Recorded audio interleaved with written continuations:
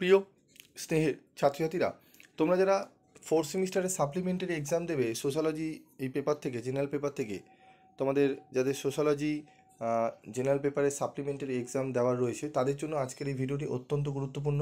তোমাদের আজকের এই ভিডিওতে আমি তোমাদের গুরুত্বপূর্ণ বাছাই করা প্রশ্নগুলো বলে দেবো। যে প্রশ্নগুলো বলবো সেগুলো যদি ভালো করে যাও, আশা করি তোমাদের পরীক্ষা প্রত্যেকেরই ভালো হবে। তো চলো আমরা কথা না বাড়িয়ে চলে আসবো মূল আলোচনায়। তো ভিডিওটি প্রথম থেকে শেষ পর্যন্ত তোমরা একটু ভালো করে মনোযোগ সহকারে শুনবে। তো দেখো, আমাদের সোশ্যালজি পেপার থেকে 15 নম্বরের দুটি প্রশ্ন আমাদের অ্যাটেন্ড করতে হয়।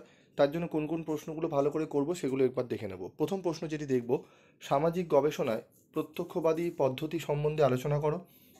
এই প্রশ্নটি দেখব। প্রকল্প কাকে বলে? প্রকল্প পরীক্ষণ পদ্ধতির পরিচয় দাও। এই প্রশ্নটি দেখব। নমুনায়নের উপযোগিতা নির্দেশ করো। সম্ভাবনা নির্ভর নমুনায়নের বিভিন্ন ধরনগুলি আলোচনা করো। এই তিনটি প্রশ্ন অবশ্যই খুব ভালো করে আমাদের পড়তে হবে। তার সাথে পড়তে হবে উদাহরণসহ সামাজিক গবেষণায় ধারণা স্পষ্টীকরণ ও কার্যকরীকরণের গুরুত্ব আলোচনা করো। প্রথম যে চারটি প্রশ্ন দেখতে পাচ্ছ স্টারমার্ক করা, এই প্রথম চারটি প্রশ্ন স্টারমার্ক করা প্রশ্নগুলো ভালো করে রেডি করো। আশা করি এখান থেকেই তোমরা দুটি প্রশ্ন হয়তো পেয়ে যাবে। তবুও রিস্ক না নিয়ে তোমাদের বলবো আরও দুটি প্রশ্ন পারলে পড়ে যাও। সেই দুটো প্রশ্ন একটু দেখে নাও। নিরীক্ষামূলক গবেষণা কাকে বলে? নিরীক্ষামূলক গবেষণার সাধারণ উপাদানগুলি আলোচনা করো। সামাজিক গবেষণার ইনফোগ্রাফিক পদ্ধতি সম্বন্ধে একটি সমালোচনামূলক টিকা লেখো। ঠিক আছে।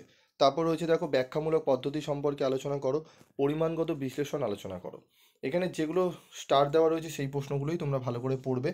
ঠিক আছে, তাহলেই দেখবে তোমরা প্রশ্ন কমন পেয়ে যাচ্ছ। এখানে যে প্রশ্নগুলো রয়েছে এগুলো এক্সট্রা প্রশ্ন রয়েছে, এগুলো যদি চাও পড়তে পারো। তবে এখান থেকে যেটি ভিভিআই প্রশ্ন সেটি হচ্ছে তোমাদের নমুনা পদ্ধতির প্রকারভেদ আলোচনা করো। এই প্রশ্নটি আহ, আমি বলবো সবার আগে পড়বে। এই প্রশ্নটি হয়তো তোমাদের এবারে দেওয়ার সম্ভাবনা 99%।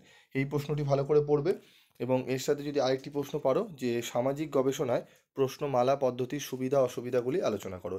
এই 12 নম্বরের এবং 9 নম্বরের এই দুটো প্রশ্ন আগে রেডি করবে। ঠিক আছে, এই দুটো প্রশ্ন রেডি করবে, তারপর বাকি যে স্টারমার্ক প্রশ্নগুলো রয়েছে সেগুলোকে ভালো করে পড়তে হবে।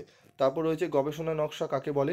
সমাজতাত্ত্বিক গবেষণায় এর প্রকারভেদ সম্পর্কে লেখো। ঠিক আছে, তো যেগুলো স্টার রয়েছে সেই প্রশ্নগুলো ভালো করে পড়ে নেবে। এই 6টি থেকে 7টি প্রশ্ন পড়ে নিলেই তোমরা 15 নম্বরে শুধু নয় 5 নম্বরের প্রশ্নগুলোও কমন পেয়ে যাবে। ঠিক আছে, তো চলো এবার আমরা 5 নম্বরে আলাদা করে কিছু প্রশ্ন দেখে নিই।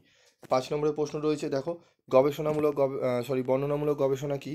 ক্ষেত্র গবেষণা বলতে কি বোঝো? গুণবাচক গবেষণার গুরুত্ব কি? স্তর বিন্যাসী নমুনা চয়ন কি? সমগ্রক ও নমুনা মধ্যে পার্থক্য কী?